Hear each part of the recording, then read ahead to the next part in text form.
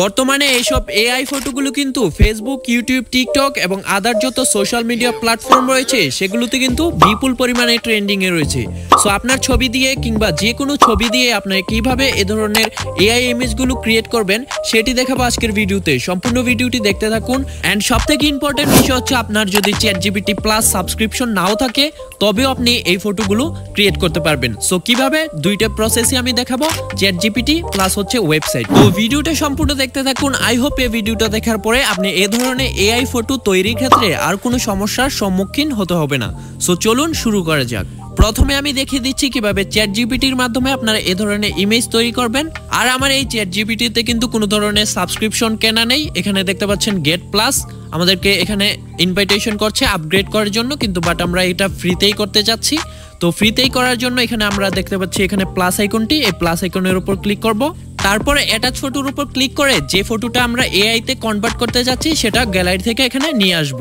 ফটোটা কিন্তু আমাদের চ্যাটজিপিটিতে চলে এসেছে। এখানে একটি প্রম্পটের দরকার হবে। প্রম্পটের লিংক আমি প্রথম কমেন্টে দিয়ে রেখেছি, সেখান থেকে আপনারা এটা কপি করে এনে এখানে জাস্ট আপনারা ইনপুট করে দিবেন। প্রম্পটটি ইনপুট করে সেন্ড করার পর এখানে কিছুক্ষণ ইমেজটা অ্যানালাইসিস হবে। অ্যানালাইসিস হওয়ার পর এখানে দেখতে পাচ্ছেন ক্রিয়েট ইন ইমেজ, অর্থাৎ আমাদের এই ছবিটা কিন্তু এআই তে কনভার্ট হয়ে যাচ্ছে। এন্ড যেরকম স্টাইল আমরা চাচ্ছি সেরকম স্টাইলের ছবিটা এখানে ক্রিয়েট করা হয়ে যাবে।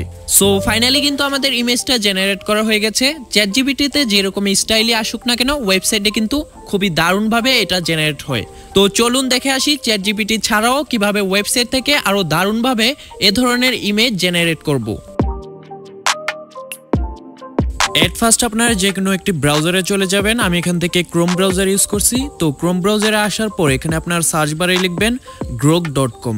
grok.com লিখে সার্চ করার পর এরকম একটি ওয়েবসাইট আপনাদের সামনে চলে আসবে। এখান থেকে অ্যাপ ইনস্টল না করতে চাইলে নট নাও এর উপর ক্লিক করে দিবেন।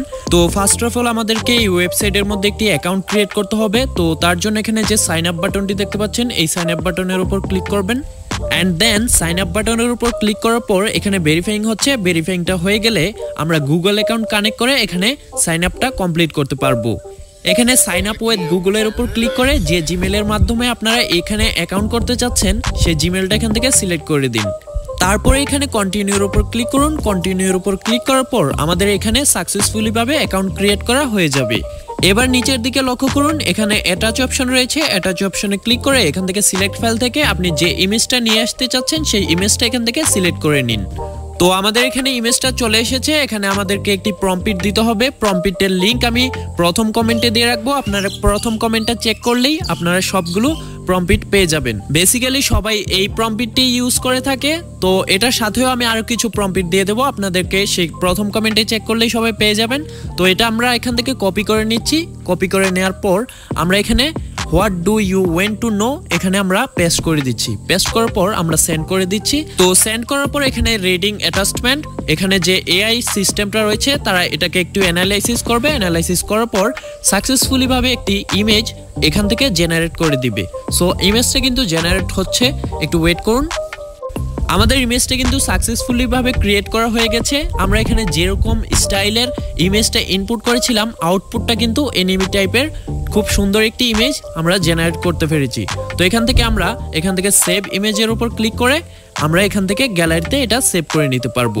তাছাড়া আপনি যদি চান এই ইমেজের মধ্যে আরো কিছু পরিবর্তন আনতে এখান থেকে পেন্সিল আইকনের উপর ক্লিক করে এখান থেকে প্রম্পটটা চেঞ্জ করে দিবেন, তাহলে কিন্তু ইমেজের সেই স্টাইলটাও চেঞ্জ হয়ে যাবে। এবার আমরা আরো কিছু ইমেজ ইনপুট করে দেখি সেটার আউটপুট রেজাল্ট কিরকম আসে।